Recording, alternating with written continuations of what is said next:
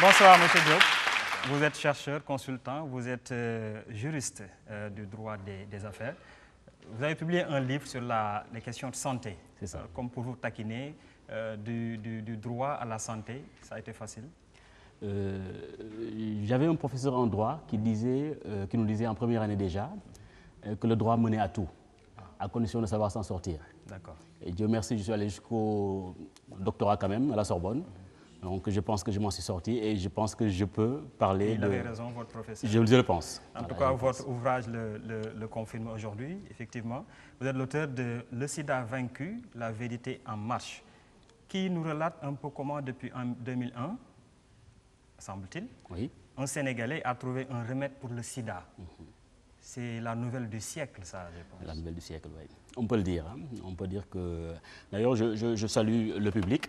Donc, avant de commencer, je salue aussi toutes les personnes qui sont sur ce plateau et les spectateurs.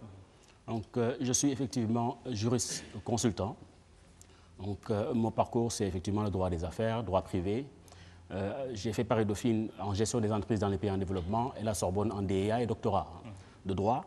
Donc, je suis tombé en tant que consultant sur un dossier en 2001 où un Sénégalais qui fait la médecine africaine. J'aime dire la médecine africaine pour ne pas dire médecine traditionnelle parce qu'il y a une médecine occidentale, il y a une médecine chinoise, une médecine ayurvédique indienne et une médecine africaine. Donc, je préfère en tant que technicien dire la médecine africaine. Donc, qui avait eu à découvrir un remède contre le HIV, donc en 2001. Et lorsque j'ai pris le dossier en 2002, il avait déjà le Sénégalais de la médecine traditionnelle, médecine africaine, excusez-moi. Donc, on est tellement formaté que, voilà, on est tellement formaté que vous le disiez tout à l'heure. Donc, il avait saisi un médecin, le professeur Seydouba Konaté, qui avait son cabinet. Et lorsqu'il l'avait saisi, avec un groupe de patients qu'il avait traités avec ces plantes, le professeur Konaté lui avait dit que personnellement, moi, en tant que médecin, le groupe que vous m'avez amené, je ne peux rien dire, mais j'ai un cas.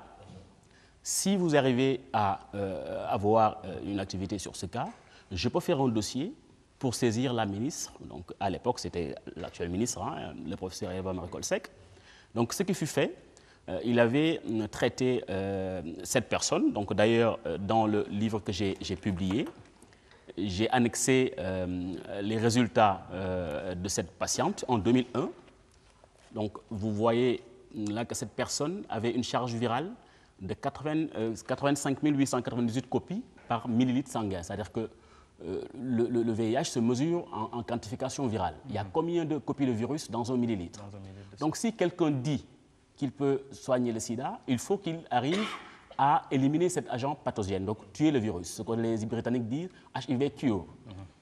Donc, cette personne, qui était donc la patiente du professeur Konaté, a été traitée, donc là on est en 2001. Après avoir fait les autres analyses, la charge virale a chuté jusqu'à 234 copies. C'est-à-dire que de presque 90 000 copies, une personne qui n'a jamais pris de médicaments de la médecine européenne occidentale a une charge virale de 234 copies. C'est-à-dire que le virus lui-même est tué à 100%, mais la charge a été détruite à 99,72%. La différence sur le sida, c'est que les personnes séropositives ont le virus, mais sont bien portantes. Mais le sidatique, ça veut dire que le virus rentre dans les globules blancs, dans les CD4, installe son usine de réplicage, se multiplie, et quand il arrive à être en nombre suffisant, il éclate le CD4, et chaque virus va faire pareil. Donc si les CD4, les globules blancs, le système immunitaire chute, le virus augmente. Donc lorsqu'on élimine l'agent viral, forcément le système immunitaire monte. Donc cette personne avait saisi la ministre à l'époque, qui avait autorisé des essais cliniques en 2002, en saisissant d'abord le professeur Seydouba Konaté, qui est pharmacognosiste, donc qui s'occupe de la toxicité, parce qu'il ne faut pas jeter le bébé avec l'eau du bain, il ne faut pas tuer le virus en tuant l'autre du virus, c'est très efficace, mais il faut arriver à tuer le virus en laissant sain le porteur. Donc les essais ont été faits en juillet-août 2002. Le rapport de ces essais est aussi annexé dans le livre, hein, que vous pourrez voir. Le rapport adressé à Madame le ministre de la Santé à l'époque. J'avais dit à l'inventeur de ne pas dire qu'il avait un conseiller. Au Sénégal, les gens ont l'habitude de croire qu'un analphabète veut dire bête. C'est-à-dire que quand quelqu'un a son boubou, ne parle pas wolof, il n'est pas intelligent. Ne dites pas que vous avez un conseiller. Voilà, ne parle pas français parce qu'on peut être alphabétisé en arabe ou en russe. ne dites pas que vous avez un conseiller. Vous avez saisi la bonne personne parce qu'elle venait de diriger l'ONU-SIDA de 1991 à 2001. Donc, elle est technicienne et virologue. Vous n'aurez pas pu saisir une autre personne mieux adaptée qu'elle. Donc, il faut attendre que les techniciens vous disent votre produit est bon ou non. S'ils vous disent que ce n'est pas bon, vous ne dérangerez plus l'histoire. Si vous dites que c'est bon, à ce moment-là, vous leur dites j'ai quelqu'un qui me conseille, Jacques Diop. Donc, à l'issue de ces essais, le rapport qu'avait donné le professeur Salif Sow est annexé dans ce livre. Donc, les personnes cliniquement se portaient très bien. Donc, le rapport est ici. Il a donné ce rapport adressé à Madame le ministre de la Santé. Après, on va prendre les captures de page. Donc, cliniquement, les personnes qui avaient des boutons sur le corps, tout est parti. Mais au niveau de la charge virale, le professeur Sow a annexé ce tableau. Donc, les patients étaient 5. Voilà, c'est ça. Les patients étaient 5, jour 0, moins 2. Numéro 0, 1, jusqu'à 0,5. Donc, il a donné tous les résultats, mais au niveau de la charge virale, jour 0, moins 2, il n'a pas donné le moins 2 pour la charge virale. Parce qu'il disait que le ministère de la Santé du Sénégal, qui avait des budgets de milliards, avait un problème de réactif pour trouver la charge virale. C'était un peu ridicule, mais le rapport lui a été donné quand même. C'est à ce moment-là que j'ai pris le dossier et que eux voulaient organiser des essais sur 100 personnes. J'ai dit à l'inventeur, attention, le sida aujourd'hui, on était en 2002, on n'a pas besoin de 5 minutes pour savoir si un extrait liquide peut tuer un agent viral, ça on le fait in vitro. On n'a même pas besoin d'essais cliniques, ça c'est pour autre chose.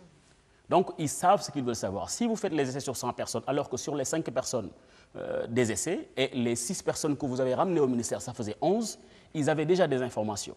Mais sur 100 personnes, les 4 qu'ils veulent vous donner, les moyens et tout, ils veulent connaître le nom des plantes, et là, s'ils le savent, il y va de votre vie. Donc c'est à ce moment-là que j'ai décidé de produire un document que j'ai appelé « Ce que le Sénégal risque de perdre ». On était en 2003. Ce document avait été remis au niveau... D'abord, j'ai commencé à la primature, parce que le ministère de la Santé s'inspirait sur la primature. J'avais rencontré un jeune qu'on appelle Mbaye Coulibaly, qui était la personne qui avait le plus souffert d'ailleurs de l'incarcération de M. Seck.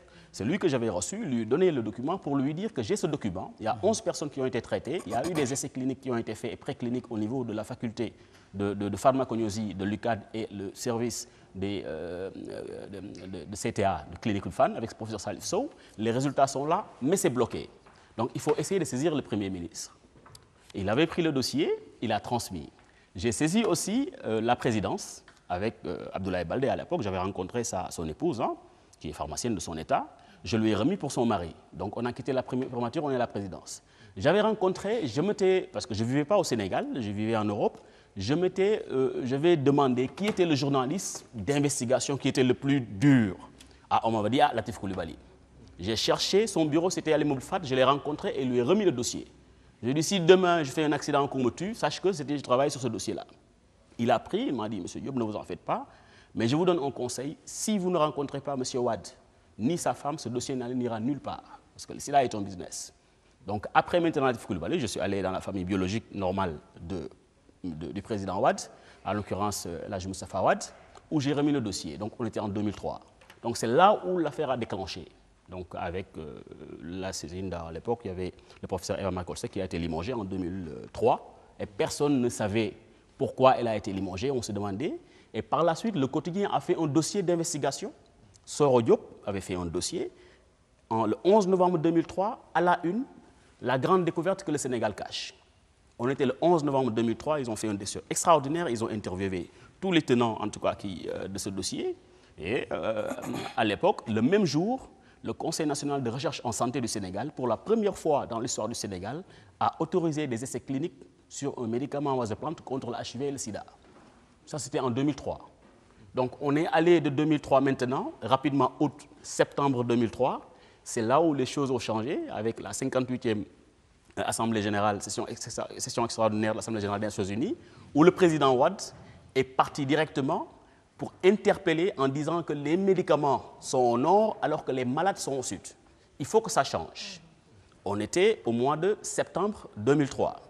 Donc, dès l'instant que le président Wade a dit cela, il y a eu septembre, octobre, novembre, et début février, l'Union européenne est venue au Sénégal avec un programme qui s'appelle EDCTP en anglais, European and Developing Country Clinical Trial Partnership, un accord de partenariat entre les pays européens en développement sur le sida.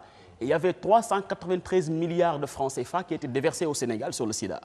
C'est là où j'ai décidé de sortir de l'anonymat et j'ai fait un communiqué de presse où j'ai dit que ces milliards qui viennent de venir au Sénégal sur le sida, alors que le Sénégal est le pays qui affiche le taux de sida le plus bas au monde, il y a une découverte contre le sida qui dérange ce lobby, qui est la première industrie au monde qui pèse 400 milliards d'euros par an. C'était le 23 février 2004. Le 24 février, le 25, la France est revenue après l'Union européenne, et l'Union européenne était dirigée par le commissaire européen Philippe Busquin, qui avait dit qu'à l'époque, c'était le plus grand programme de santé au monde. Il n'y avait aucun programme de santé qui dépassait ces 393 milliards.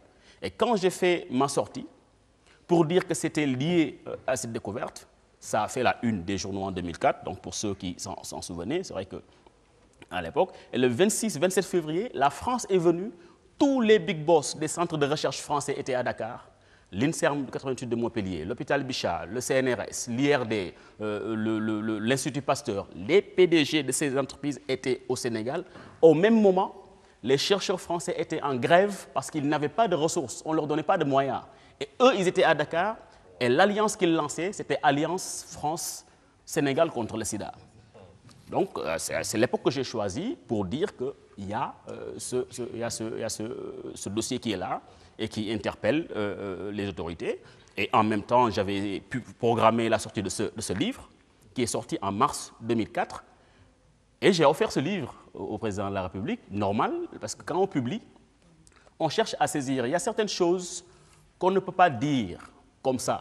Le sida vaincu, c'est pour ça que j'ai voulu un titre clair, parce qu'un virus qui est tué, qui s'appelle HIV, qui cause le sida, il n'y a pas plus clair que le sida est vaincu.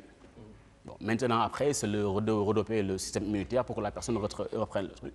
Mais dire ça dans les radios ou dans les télés sans support, on va dire, mais Jacques Diop, on croyait qu'il était à la Sorbonne, mais il est revenu fou. Maintenant, il dit qu'il guérit le sida. Donc, j'ai publié ce livre, et le président Wade nous a reçus, à l'époque, avec l'inventeur. C'était en présence de Kader Sow, qui était son directeur de cabinet, du président de l'Assemblée nationale. Il nous a félicité d'abord de cette découverte. Donc, pour vous dire l'enjeu, mais certains combats sont longs. Et comme on dit, le chemin le plus long commence toujours par un premier pas, mais quand on garde le cap, on tient bon. Il nous a reçus, il y avait le président de l'Assemblée nationale, Kader Sow, son conseiller technique Bassirou Mbacké, qui était biologiste, qui s'occupait du dossier, et puis il y avait l'inventeur, puis un membre de sa famille, moi aussi, et un membre de la famille, parce qu'il y a une alliance entre la famille de l'inventeur et ma famille. Donc, nous sommes plus ou moins des lieutenants. Donc, cette famille de l'inventeur, c'est un dossier que je connais bien et que je défends bien, dans les règles de l'art quand même. Donc, le président Wade avait décidé de créer une équipe de Dakar pour l'exploitation de ce remède.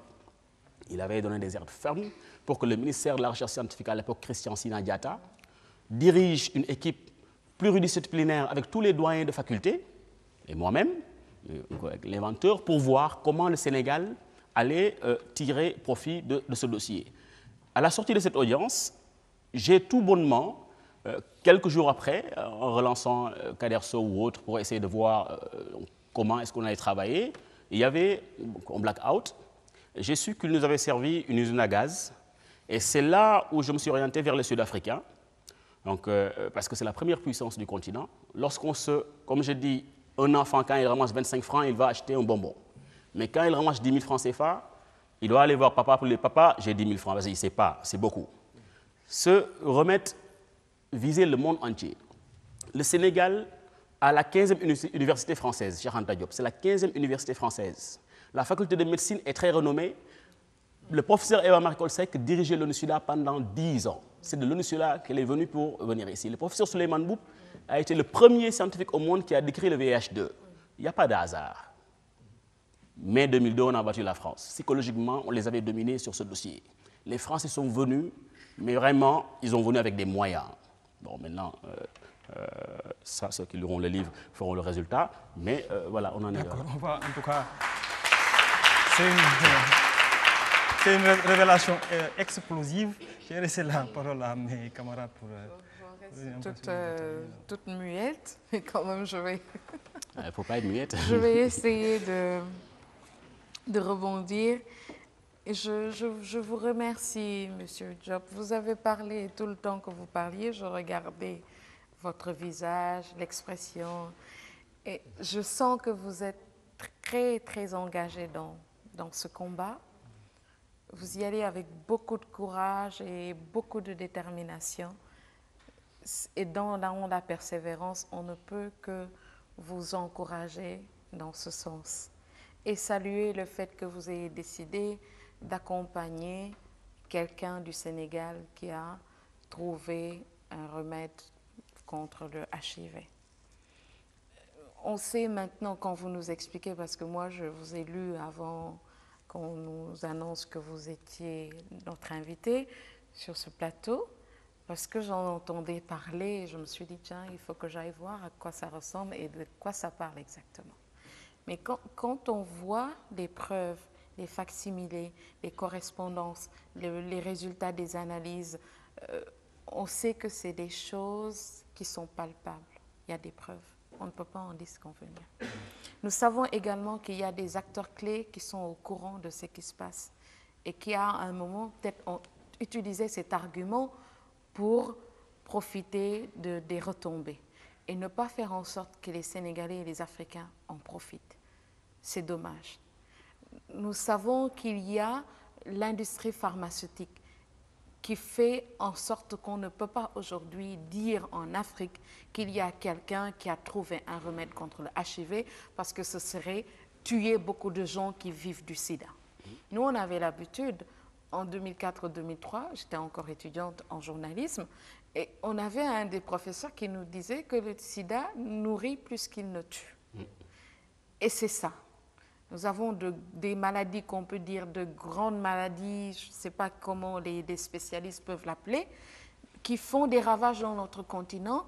Nous avons des gens qui peuvent soigner et nous ne faisons rien pour les mettre en avant et faire en sorte qu'on éradique ces maladies, parce que ça vient de l'Afrique. Avant de vous lire, j'ai entendu quelqu'un, je ne veux pas le citer, un professionnel de la santé, agent de l'hôpital principal, qui a relaté un cas au Sénégal avec une femme qui est venue 8 mois après, elle a disparu, quand elle est revenue, 0. Où est-ce qu'elle a été soignée? Elle a dit, je ne veux pas dire où est-ce que j'ai été, mais je suis guérie, c'est ce que je voulais savoir, elle est partie.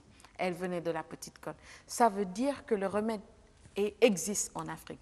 Maintenant, le problème, c'est quand on sait qu'il y a les acteurs qui savent, les gens qui doivent savoir, savent qu'il y a le remède au Sénégal, qu'on ne fait rien.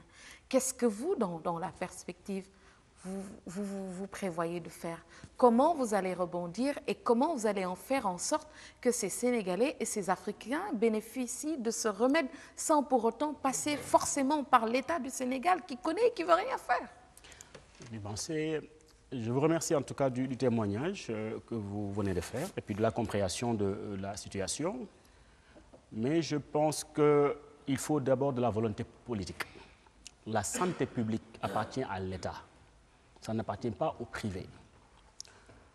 Et cette volonté politique, il faut qu'il y ait des dirigeants qui ont le sens profond de l'État, de la responsabilité, de l'éthique et de la morale. L'industrie pharmaceutique, en ce qui nous concerne, est la première industrie au monde. C'est 400 milliards d'euros.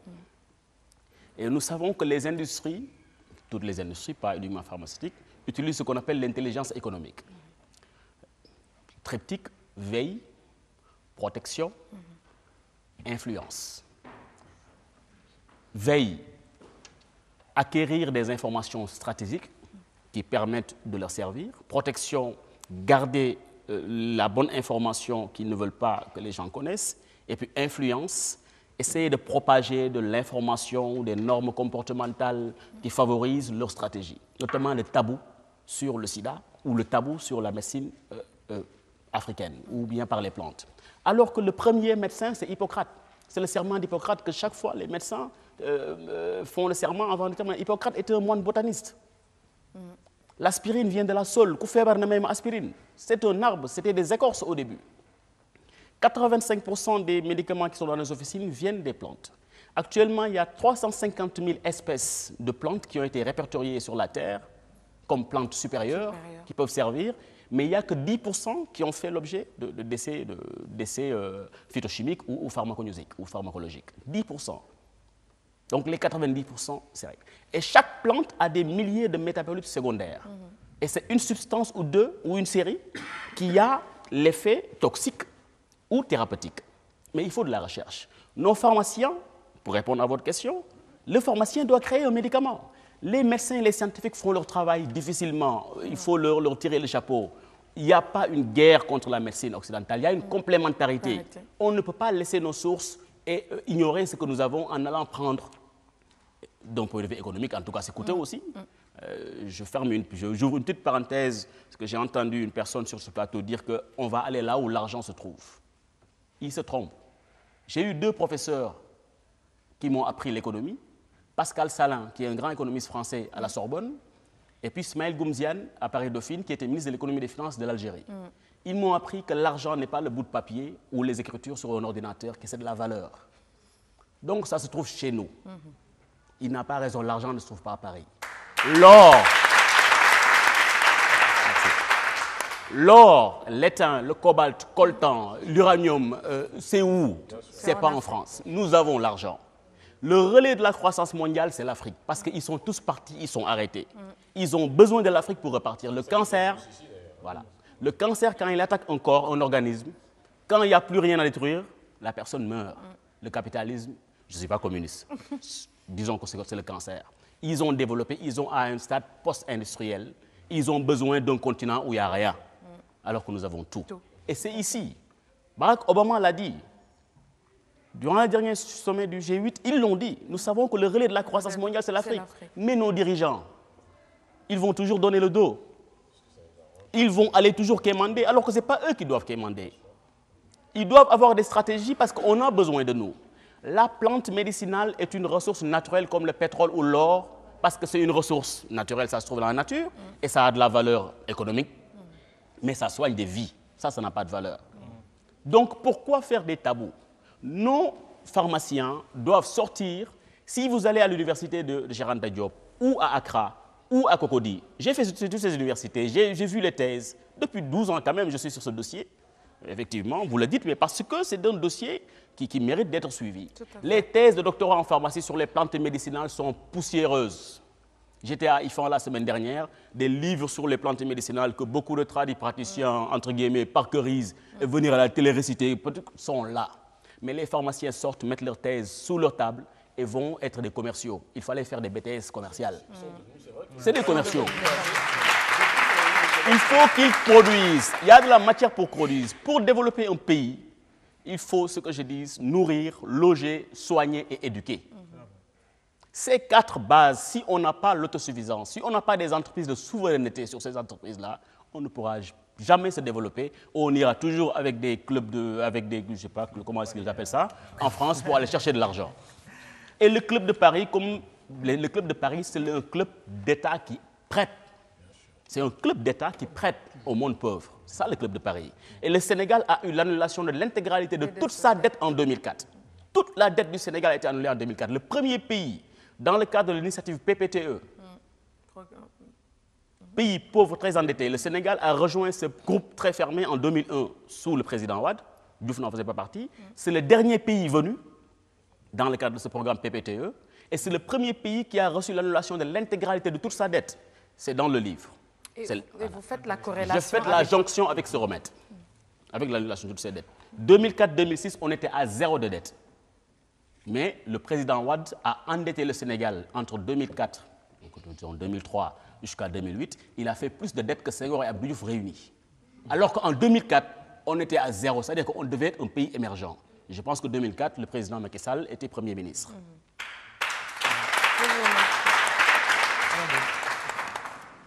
Bonsoir, Monsieur Diop, Jacques. Bonsoir. Je vais vous tutoyer. Oui, bien sûr. Oui. Je vais dire qu'en lisant le livre, d'abord j'ai souhaité que ce soit vraiment une réalité. Et vraiment en parcourant le livre, en voyant les annexes, je me dis que ça ne peut qu'être vrai.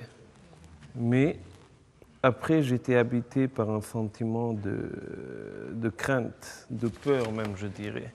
Parce que si c'est vrai, est-ce que c'est pas même beaucoup plus grave que si c'était pas vrai? C'est ça le problème. Parce que je ne peux pas comprendre qu'un remède qui puisse guérir une maladie qui tue 8000 personnes par jour, qu'on ait le remède, que les autorités soient au courant et que personne ne fasse quelque chose.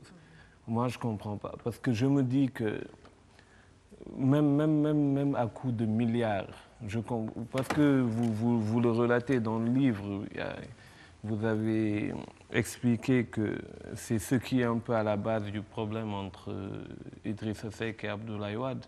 Mais connaissant l'homme Abdoulaye Wade qui veut avoir un certain Notoriété. Voilà, un certain prestige, une certaine notoriété sur le plan international, en ayant un bijou pareil entre ses mains, pourquoi il va accepter de le vendre pour des miettes, des centaines de milliards? Franchement, moi, je suis sceptique par rapport à ça. Mais aussi, je me dis, je ne comprends pas pourquoi une dame, comme vous le dites, qui a travaillé pendant longtemps à l'ONU-SIDA et qui est devenue ministre. Franchement, j'y crois, mais il y a des questions, j'arrive pas à trouver des réponses, franchement, parce que je me dis que l'Afrique n'est pas mal barrée à ce point quand même. On ne peut pas être dirigé par des gens qui n'ont aucune ambition, parce que c'est même pas question d'avoir envie de soigner, mais même sur le plan lucratif. Je me dis que si le Sénégal s'organisait pour produire le médicament, comme vous le dites, on aurait pu, c'est même plus que le pétrole.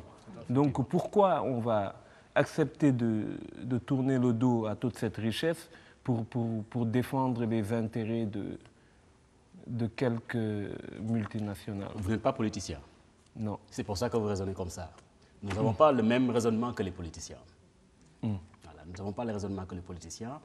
Et c'est vrai que la relation que j'ai effectuée entre le pactole de Rebus, qui est le titre aussi dans le livre, e-book, le pactole de Rebus, la face cachée de Ledsberg, j'ai dit qu'en fait, Idrissa Seck, donc l'ex-premier ministre, lorsque le dossier est arrivé entre les mains d'Eva Marie Coll Seck, donc pour la professeure Eva Marie Coll Seck, une personne très proche d'elle, qui est bactériologue à Jussieu, docteur, m'a dit, attention monsieur Diop, j'ai rencontré madame la ministre, qui était plus ministre à l'époque, mais elle m'a dit qu'elle n'était pas ministre d'État.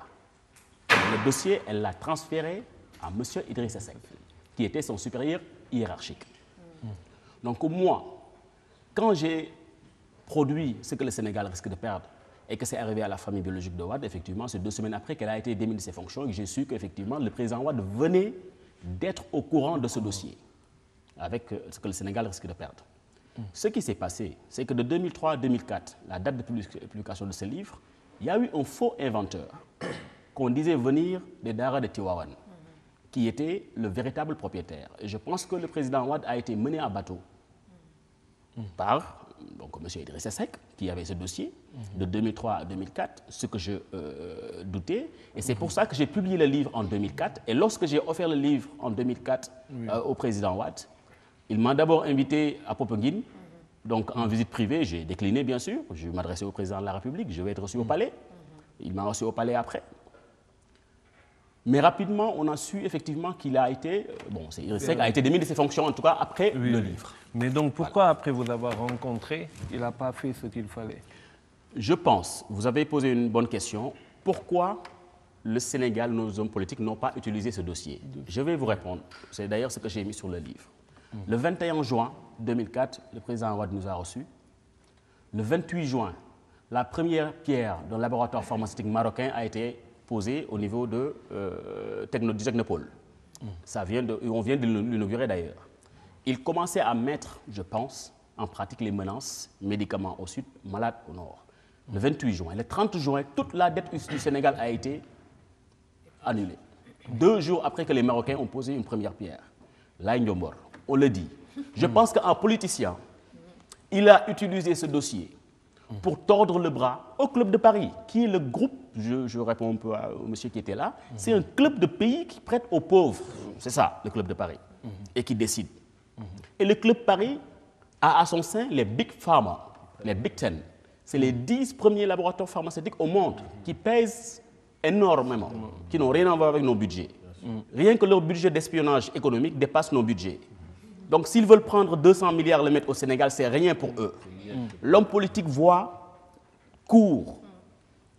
Et c'est ça le degré de la profondeur d'un homme d'État. Mathieu Kérékou au Bénin, vous irez le voir, il est chez lui, dans son village. C'est de ça dont l'Afrique a besoin. Nous n'avons pas besoin d'aller chercher de l'argent. Nous avons de l'argent chez nous. Mais donc pourquoi ça n'a pas marché avec l'Afrique du Sud aussi? L'Afrique du Sud, oui. Oui, bon, en fait, je disais que somme toute, ça reste quand même bizarre, quoi. C'est bizarre, c'est parce que bizarre, quand même, dormir sur un, je veux dire, ne serait-ce que pour des cas de conscience, quoi. Dormir sur un dossier, cacher un remède qui pourrait soigner et vos compatriotes, et l'Afrique, et l'ensemble des malades de cette pandémie-là. Avoir mais c'est des millions de morts sur la conscience. Pour je ne sais quel intérêt des centaines de milliards, et la Bible l'a dit tantôt, bon, qu'on met peut-être à profit pour un temps déterminé. Or, je ne vois pas, moi, le rapport entre la notoriété, le prestige et justement également le bénéfice financier. Hein? Si on fait le parallèle entre, n'est-ce pas, donc la publication de ce remède-là, sa mise en œuvre et tout par le Sénégal, par rapport aux choses dont vous dites qu'ils ont été un peu à l'origine que le président l'occulte, ça pose problème un peu. Vous voyez, mes recherches en droit, sur le droit du brevet et la médecine par les plantes, nous montrent que l'industrie pharmaceutique n'aime pas les plantes parce que c'est des découvertes. Le brevet est la base du capitalisme, la propriété. Je dépose un brevet, j'ai l'exclusivité d'exploitation de l'objet du brevet. Mais pour breveter, il faut créer, il faut inventer. La plante n'est pas créée, c'est une découverte. Les vertus d'une plante, les molécules qui se trouvent dans les plantes, vous ne pouvez pas les breveter. C'est des découvertes. C'est le fameux problème du code génétique de l'ADN. Lorsque les séquences ont été identifiées, les gens ont couru pour dire c'est nous qui avons... Non, on leur a dit vous n'avez fait que découvrir ce qui existait il y a des milliards d'années. Les plantes médicinales, l'industrie pharmaceutique fonctionne en brevet. Et puis, l'industrie pharmaceutique vend quand même des produits et il cherche à étendre son marché et à fidéliser ses clients, sa clientèle. La clientèle s'appelle le malade, consommateur. Le malade est un consommateur. Le marché, c'est la maladie. Donc, on ne peut pas l'ignorer sans faire de fatalisme ou autre. C'est un fait. Mais c'est aussi un fait que le sida, c'est nous les Africains qui en mourrons. Aujourd'hui, sur Jeune Afrique, Samir Gabi avait dit que l'Afrique du Sud n'aura pas le potentiel démographique pour soutenir son taux de croissance, qui était l'équivalent de celui du Brésil en 2002. En 2050, le Brésil aura 6 074 milliards de dollars de PIB, là où l'Afrique du Sud aura 174 milliards de PIB en 2050. La population brésilienne quittera 174 millions pour aller à 250 millions en 2050. L'Afrique du Sud, qui est à 44 millions, sera de 47 millions en 2050. Il y a 7 pays de l'Afrique australe aujourd'hui dont l'espérance de vie est en deçà de 40 ans. Le sida est en fait, il tue. Et derrière le sida, il y a les autres maladies. Il y a l'hépatite, il y a le diabète, il y a la tension. Il faut que nous ayons nos propres produits. Mais face à l'échec, face aux politiques, vous avez, comme vous le dites, vous avez échoué dans votre propre pays au Sénégal, et même avec l'Afrique du Sud qui souffre le plus au monde du sida, ça n'a pas marché. Donc entre 2004 et maintenant, pourquoi vous n'avez pas essayé de produire vous-même ou bien de donner le nom des plantes, que chacun fasse son médicament à la maison et qu'on se soigne, quoi? Donc, effectivement, c'est la question. Mais nous avons un staff, et j'ai oublié de dire bonjour à Aminatou Diagne, qui est à Cannes donc, et Lyon, qui s'occupe de la communication et du plan média de ce staff. Le travail est rude et long.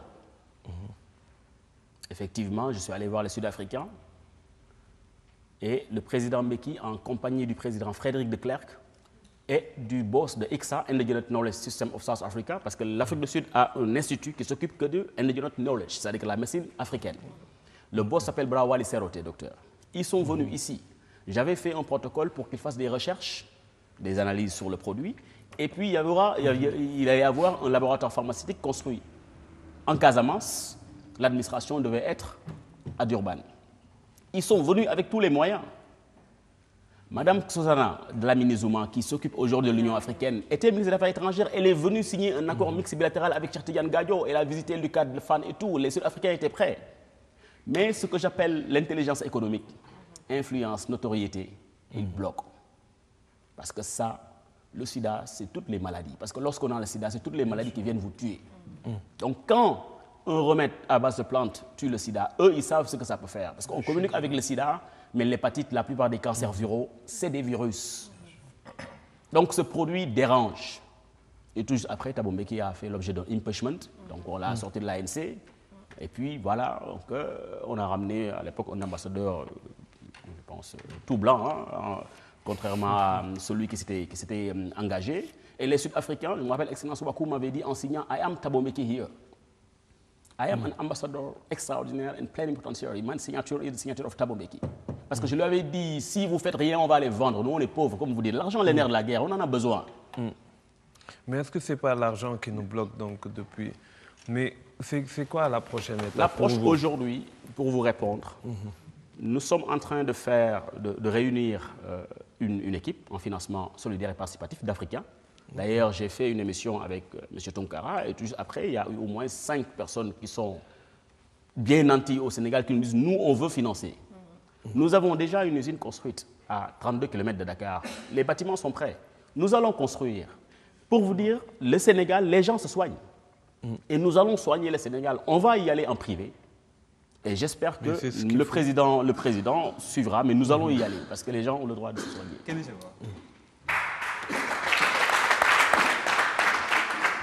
Monsieur Diop, bonsoir. Bonsoir. Je ne veux pas cacher, on va aller droit au but. J'ai été vraiment passionné par la lecture de cet ouvrage.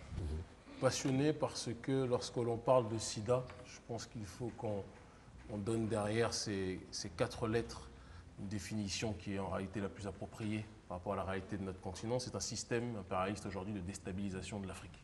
Il faut qu'on dise les choses telles qu'elles sont. C'est un système de prédation qui va dans le cadre de ce qu'on appelle le malthusianisme. Réduire la quantité de population sur le continent pour pouvoir venir se servir par la suite, tel dans un restaurant, par rapport aux richesses qui existent sur nos terres, dans nos terres, à l'intérieur de nos terres. Et le pays qui en souffre le plus est le pays le plus riche de l'Afrique, l'Afrique du Sud. Exactement. Ce n'est pas un hasard. C'est pas un hasard. Le pays qui en souffre le plus au monde, c'est le pays le plus riche et le plus puissant d'Afrique. Et dans un autre ordre d'idée, vous remarquerez que le Congo, lui aussi, pour d'autres raisons, lui aussi, connaît des déstabilisations multiples.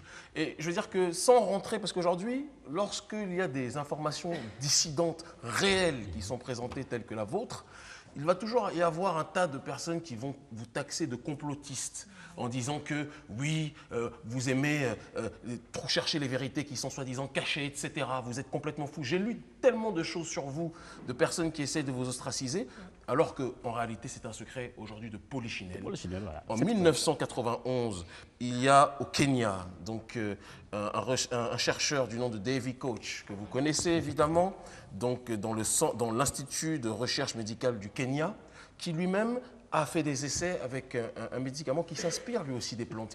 Et cette démarche-là, qui est la suite logique de cela, ou du moins qui en était peut-être les prémices, qui est le Cameron. Ce Cameron a été usité aussi dans la communauté afro-américaine par le docteur Abdul Halim Mohamed dans sa clinique de survie à Washington. Et partout, les résultats de ces plantes ont été vraiment spectaculaires, ont été présents, ont été sapiens, c'est le cas de le dire.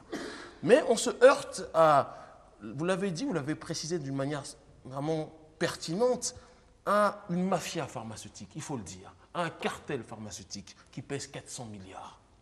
400 milliards d'euros, comme vous le dites, c'est peut-être peu pour eux, mais c'est énorme, malheureusement, pour bon nombre de dirigeants africains qui, lorsqu'ils voient cette manne financière, voient l'avenir dans l'immédiat, mais ne voient pas les choses à long terme. on se trouve aujourd'hui, je veux dire qu'il y a d'autres avis différents encore. Il y a différents chercheurs. Il y a Kary Mullis, donc prix Nobel de chimie en 1993, que vous connaissez certainement, qui lui allait plus loin sur le terrain du domaine du lien entre le VIH et le sida en disant que la définition officielle qui était donnée du sida était une définition fantasmagorique. C'est le prix Nobel de chimie en 1993. Ce n'est pas un farfelu qui sort du premier maquis de la rue, c'est le cas de le dire. Et qui dit que le lien même entre le VIH et le sida est un lien sur lequel on se doit même de discuter. Donc, lorsqu'on lit votre ouvrage, on se rend compte que c'est quelque part la cerise sur le gâteau, le sommet émergé de l'iceberg, la face visible de l'iceberg d'un schéma qui est connu de tous les chercheurs, de tout. Vous n'aimez pas le terme traditionnalisme, mais je pense qu'au contraire, il y a peut-être une connotation positive. On pourrait parler de médecine traditionnelle africaine, pour être plus complet. Parce que la tradition, c'est la connaissance de son environnement. Effectivement. Celui qui est croyant, qu'il soit chrétien, musulman ou autre, mais qui est dans une démarche pérennialiste, traditionnaliste, comme le disait René Guénon, est dans une logique de comprendre que lorsqu'il y a un élément négatif, il y a en réponse un élément positif. Voilà. Si nous sommes sur cette terre, quelconque maladie qui existe sur cette terre a son pendant, a sa réponse qui dans son environnement. Et le problème, vous l'avez précisé d'une manière, encore une fois, extrêmement pertinente, et je suis obligé de vous dire, je n'ai objectivement pas de critique à faire sur votre ouvrage, je n'ai que des éléments qui corroborent votre réflexion. Le pire ennemi de cette mafia pharmaceutique, c'est les plantes. Vous l'avez dit tout à l'heure. C'est l'environnement. C'est pour ça que ces gens-là, tout est lié. Même sur le terrain de l'écologie, vous remarquez que ces gens-là sont les plus grands destructeurs. Les OGM. Aujourd'hui, les OGM. Les OGM, on est en plein dedans. Il y a ce qu'on appelle le Codex Alimentarius, qui aujourd'hui, on est allé fouiner, c'est normal. Le Codex Alimentarius s'appelle le Code alimentaire. C'est l'OMS, l'ONU, FMI, tout ce qu'on veut. Ils savent qu'aujourd'hui, il y a une parade. Il y a une parade de la médecine par les plantes. Les gens disent complément alimentaire, mais quand les gens le prennent, ils savent qu'ils se sentent bien. Parce qu'il n'y a pas un médicament qui cherche à éliminer la mort. Nous allons tous mourir. Dans 100 ans, on ne sera plus là. Bien sûr. Mais on veut mourir le plus longtemps possible. Exactement. Maintenant, comme les gens font la médecine par les plantes avec les compléments alimentaires, le Codex Alimentarius est là pour contrôler les compléments alimentaires. C'est un code que les pays d'abord du Nord sont en train de signer, après ils ont venu chez nous. On va nous interdire de prendre du Genguidek ou du Ngedjani, parce qu'il y a le paludisme. On nous interdira de prendre du Nguer, ou bien on interdira à nos personnes de troisième âge de prendre du Keng pour leur foyer. Parce que le Codex Alimentarius sait qu'aujourd'hui la pharmacie est menacée par les plantes, et les forêts qui regorgent ces plantes, mais c'est en Afrique, c'est l'origine. Clairement. C'est ici, le potentiel, c'est nous qui l'avons. Et pour aller dans votre sens, je sais que certaines personnes vont peut-être pointer du doigt certaines incompréhensions qu'ils peuvent y voir dans votre ouvrage en se disant que pourquoi certains dirigeants ont accepté, ou ont accepté du moins des marchés qui leur permettaient d'éviter de parler de la réalité, etc. Je ne veux même pas m'arrêter à ça parce qu'aujourd'hui, tous ceux qui cherchent dans le fond savent, objectivement, savent qu'il y a des solutions à ce qu'on appelle le sida aujourd'hui. On le sait. Maintenant, il y a une question qu'il faut qu'on pose aujourd'hui. On est des Africains. Dans ce corps qu'est le continent africain, il y a différentes catégories, corps de métier, sans vouloir être rébarbatif. Il y a des médecins, il y a des pharmaciens, il y a des gens qui sont sincères. Et comme vous l'avez dit, il y a aussi des gens qui sont devenus des commerciaux. Les commerciaux, oui. Il y a des gens qui ont prêté serment d'Hippocrate au commencement de leur carrière et qui aujourd'hui ont fini par signer le serment d'Hippocrate. Voilà. Parce qu'ils savent de fond en comble de quelle manière la population peut être soignée, mais ils ont préféré le goût des billets, aller chercher des billets qui seront peut-être demain périmés, plutôt que soigner une population qui, on le sait de manière globale, est l'avenir du monde aujourd'hui. La population africaine, qui aujourd'hui, il faut dire les choses telles qu'elles sont. On a atteint le milliard. On a atteint le milliard, voilà. Sera d'ici quelques années, j'ai envie de dire, malgré le sida. Malgré le sida. Malgré le sida, les 2 tiers des 8000 personnes qui meurent par jour et les 2 tiers des 7400 personnes qui sont contaminées par jour, les 2 tiers sont en Afrique. Et malgré ça, on a atteint le milliard. Et au 6e, 7e siècle, nous étions du même ordre de grandeur que la Chine et l'Inde. La Chine fait aujourd'hui 1,3 milliard d'habitants. Pourtant, ils ne sont pas polygames, nous sommes polygames, mais ils nous dépassent parce qu'ils sont sains. les Chinois et les Indiens ont choisi d'intégrer la nature dans leur... Parce qu'on ne peut pas mettre le corps humain dans le business. Et la pharmacie a mis le corps humain dans le business. Et quand le corps humain est dans le business, et là, à ce moment-là, c'est l'OMC qui régit. Et là, c'est l'argent. On est en plein dans le projet mondialiste. Voilà, c'est l'argent. Le but du projet mondialiste est de dénaturer tout. Et d'apporter, d'apposer une réflexion qui va en opposition avec les valeurs naturelles dans l'environnement dans lequel on est installé aujourd'hui. Tout ce qui va dans le sens de déformer les équations de soins naturels qu'on peut trouver dans les plantes, on va les trouver. Voilà. Et ça va nous donner la sensation, lorsqu'on prend les médicaments, qu'on est soigné, on est guéri, mais on est guéri de manière beaucoup plus difficile. Alors qu'il y a des manières beaucoup plus simples d'arriver à des guérisons que l'on trouve en Afrique, que l'on trouve aussi en Asie, il faut le dire, qu'on trouve dans toutes les, et c'est pour ça que je tiens à préciser dessus, dans toutes les sociétés qui ont un rapport à la tradition encore prégnant. Et c'est pour cela, vraiment j'appelle les gens, les téléspectateurs qui vont nous voir, de un, à lire votre livre de toute urgence. Sur le sidavaincu.com. De toute urgence. Ceux qui ont la possibilité, plutôt que d'aller, quand vous auriez dans les cybercafés, regarder les buts de Dembaba, qui est mon frère à qui je passe le salam, vraiment de se renseigner, de lire cet ouvrage, première étape, et de se reconnecter à ce qu'on appelle la tradition aujourd'hui, parce que évidemment il y a des charlatans. Évidemment, il y a des personnes qui jouissent de ce prestige, mais qui n'en ont pas le contenu. Mais la connaissance de la tradition primordiale pour nous autres Africains, comme pour toutes les personnes qui résistent au mondialisme, qui est l'ultime forme du colonialisme, est une priorité absolue, sinon sera éradiquée. Et c'est l'État qui doit encadrer cela. Exactement. Parce que si on laisse les charlatans sur le terrain, effectivement, les gens vont croire qu'il n'y a pas de solution. Mais il faut une volonté politique. Il faut que nos pharmaciens, quand ils sortent, on leur mette des moyens, qu'on leur donne des moyens. Il faut que la recherche, l'acquisition de savoir doit être suivie de la production de savoir, sinon ça n'a aucun sens. Et cette production de savoir n'a de sens que s'il sert l'humanité. Aujourd'hui, il n'y a pas d'accompagnement, il n'y a pas de volonté politique pour organiser ce secteur. Parce qu'ils veulent que les gens croient toujours qu'il y a le charlatan, des personnes qui viennent avec un foulard pour dire je soigne, le sida ou je te touche, tu guéris. Bon, ça les arrange de alors qu'il y a, pour, mais oui, alors qu'il y a la science. Aujourd'hui, on n'a pas besoin de 5 minutes pour savoir si ce liquide qu'on m'a donné, c'est de l'eau, hein, c'est de l'eau, peut éliminer le HIV ou non.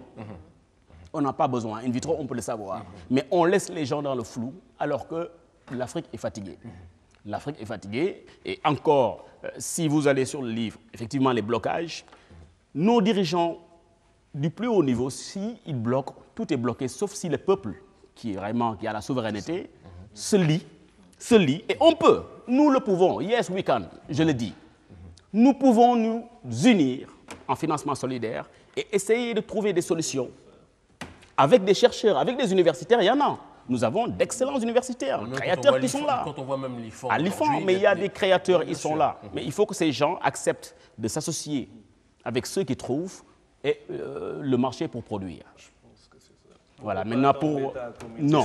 Depuis 10 ans, voilà. faire quelque chose. Voilà. Maintenant, pour vous répondre, vous avez vu que si vous voyez l'observateur du 6 septembre 2005, l'observateur numéro 591, le titre était « Idriss Seck avoue les véritables raisons de sa brouille entre lui et Abdoulaye Wade ». C'est Abdoulaye Ahmad Dansokho qui était parti le voir en prison. C'était 2 mois après son incarcération. Idriss Seck a avoué. Il a dit « Je n'ai pris aucun sou du Sénégal, ni d'Abdoulaye Wade. L'argent que j'ai appartient à un propriétaire connu, qui sera connu de tous le mois venu. » C'est des aveux. Cet argent qu'il a appelé des fonds politiques, c'est une destination, c'est une nomination, il l'a appelé. Mais l'origine de cet argent, il a parlé de collecte internationale. Les fonds politiques, c'était pour dédouaner les juges de la Haute Cour de justice, pour le dire, c'est un parti, c'est l'argent que le parti a collecté. Donc si on se bat entre nous, vous, Cour de justice, ne devez pas me juger en tant que ministre, parce que c'est moi, membre influent, actionnaire du PDS, qui détient de l'argent que nous avons collecté pour le PDS. Mais il a avoué que c'est un propriétaire. Et le propriétaire, c'est l'inventeur. Il avait dit effectivement que jusqu'à l'extinction du soleil, personne ne peut prouver qu'il a pris l'argent du Sénégal, c'est vrai. Mais il a utilisé sa casquette de Premier ministre avec un dossier qui dérange 400 milliards d'euros, avec un ministre de la Santé qui venait de l'ONU-SIDA, avec un laboratoire comme le laboratoire de Suleiman Boub avec des techniciens, avec un bon dossier. Des personnes qui ont été guéries.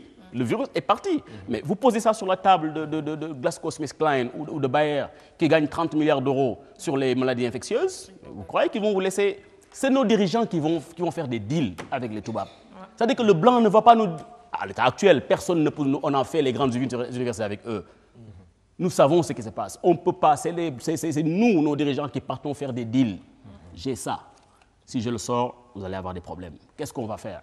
En fait, il y a toujours cette position de dire si je fais ça, je dérange le blanc. Non, il faut voir le peuple sénégalais. Si ce médicament vient, nous allons non seulement économiser des devises en achetant des antibiotiques, ce qui est ridicule aujourd'hui d'acheter des antibiotiques alors qu'il y a au moins 10 plantes qui sont des antibiotiques naturels, mais la notoriété du Sénégal. Et de l'Afrique. Et de l'Afrique. Parce qu'il faut raisonner en Afrique. Mais nos dirigeants vont aller toujours proposer des deals pour... voilà. Vous confirmez, vous affirmez ou vous confirmez, M. Diop, que Idrissa Seck se serait enrichi sur le dos de l'inventeur, n'est-ce pas, de ce remède-là qui guérit le sida. C'est bien cela? J'ai saisi le procureur de la République, Souad, avec un dossier, en disant au procureur, avec les livres, que l'argent qui est entre Abdoulaye Wade et Idrissa Seck provient, le pactole de Rebeuss, provient d'une collecte effectuée par une organisation criminelle qui a autorisé un remède de 400 milliards de dollars pour s'enrichir. Cette plainte a été déposée au niveau du procureur Souad. En une semaine, on m'a appelé. Une semaine, je pense que je ne sais pas si quelqu'un a déjà porté plainte ici. On n'appelle pas les gens pour leur dire venez prendre votre réponse. Moi, on m'a appelé pour me dire votre réponse est là, on a classé sans suite, notamment pour prescription de l'action publique. Parce qu'il disait que ça faisait 7 ans, entre autres. Sous le régime du président Macky Sall, j'ai saisi, c'est une chance, la CREI, je ne vais pas dire la CREI, je dis CREIF, parce que maintenant c'est CREIF, qui juge les enrichissements illicites. Le pactole de Rebeuss, c'est de l'enrichissement illicite. Les ministres, je sais qu'il est ministre, a dit devant tout le monde, j'ai de l'argent, oui, mais c'est une collecte internationale. Il ne l'a pas fait parce qu'il est le vendeur de pain du coin. C'est parce qu'il est Premier ministre qu'il est allé collecter. Il a collecté pourquoi? Il l'a appelé fonds politique, mais c'est une destination. Il y a ressources et emplois en comptabilité. Il a dit fonds politique, mais ça vient d'où? Il a dit, et c'est à la une, et c'est Amad Dansor qui a fait un point de presse, Idrissa Seck a dit l'argent que j'ai n'appartient ni au Sénégal ni à Abdoulaye Wade, il a un propriétaire connu qui sera connu de tous le moment venu. À ce moment-là, il était très fatigué et il a commencé à parler. Et le mois de janvier 2006, Idrissa Seck a commencé à parler, il a dit de cet argent, Victor Kantossan est venu retirer un chèque de 1 milliard par jour pendant 5 jours. 5 milliards ont été retirés par Victor Kantossan, garde du corps de Karim Wade, qu'il a retiré dans les comptes de CBAO et SGBS. Les banques sont ici, on peut aller vérifier. Et il a retiré 500 millions pour le compte de Abdoulaye Baldé, secrétaire de la présidence. Donc, une partie déjà de cet argent-là peut nous servir à construire notre laboratoire pharmaceutique. Il faut qu'on nous les rende, c'est notre argent. D'accord. Mais si vous voulez attendre cet argent, on risque de perdre. Non, mais c'est pour vous dire, pour répondre à sa question, Oui. non seulement je confirme, mais j'ai saisi le CREIF parce que c'est de l'enrichissement illicite et c'est des biens mal acquis. Ces milliards sont des biens mal acquis et ces milliards, c'est de l'enrichissement illicite. Et il ne peut pas dire que c'est des fonds politiques pour qu'ils soient dédouanés. Les chantiers desquels j'en parle pas, ça c'était du FIPO. Il fallait qu'on utilise quelque chose pour le mettre. Et ce que les gens ne savent pas, beaucoup de Sénégalais, lorsque M. Idrissa Seck a été limogé, il y avait un réseau d'espionnage qui a été démantelé. C'est le réseau d'espionnage qui avait le quartier général au Georges Pompidou. C'est Éric Boudoussou et Dembala Hatlo qui ont été interpellés, qui faisaient des écoutes téléphoniques. Leur avocat, c'est Maître Clédor Cirelli, qui a dit durant les plaidoiries, le dossier a été vidé en 2011. L'affaire Idrissa Seck a été clos, on ne saura jamais qui est vraiment les instigateurs de ces réseaux d'espionnage. Il y a eu de l'espionnage parce qu'on cherchait à connaître le nom des plantes. L'inventeur était écouté, on était sous écoute, on le savait, on était suivi. Ces réseaux d'espionnage-là, c'est du réel. Mais ce procès, on ne l'a pas dit. L'atteinte à la sûreté de l'État. On a dit que quiconque qui trahit ou qui est condamné d'espionnage contre les intérêts, l'article est là, je vais le lire pour que les gens sachent bien, sera coupable de trahison. C'est la fameuse, à l'époque, on avait dit que Idrissa Seck était, bon, il y avait les délits contre la crime et délits contre la sûreté de l'État, les gens ne savaient pas, mais sera coupable de trahison et puni de mort. C'est la peine de mort, heureusement que ça n'existe plus depuis 2010, mais le crime est là. Sera coupable de trahison et puni de peine de mort tout Sénégalais, tout militaire ou marin au service du Sénégal qui entretiendra des intelligences avec une puissance étrangère ou avec des agents en vue de favoriser des entreprises de cette puissance contre le Sénégal. L'article 57 du Code pénal. C'est un fait. Il faut que nos dirigeants sachent qu'ils sont là pour le Sénégal. Ils ne sont pas là pour eux. Il faut qu'ils aient le sens du sacrifice, mais qu'ils ne voient pas que l'argent et le pouvoir. Il faut que les dirigeants sachent qu'ils vont venir, c'est comme une longue route de 1000 km. Si on prend 10 entreprises, chaque entreprise va faire son bout, la route va finir rapidement. Mais si une seule entreprise veut faire les 1000 km, ça va être compliqué. La morale, l'éthique. Et j'ai saisi les autorités compétentes et j'espère que dans ce dossier, nous n'allons pas attendre l'État, ça je vous le dis. Et d'ailleurs, ça c'est le vœu de la personne qui s'occupe de la communication, Aminata Diagne. C'est d'ailleurs pourquoi ça a été long. Il ne tenait pas à ce qu'on retourne vers l'État et qu'il faut qu'on trouve des solutions. Et je le dis encore, nous avons aujourd'hui des investisseurs sénégalais qui nous disent nous mettre parce qu'on n'a pas besoin aussi d'énormément pour exploiter 4 plantes sénégalaises. Merci. Merci, M. Diop. Bonsoir, Ibou. Bonsoir. Merci également d'avoir été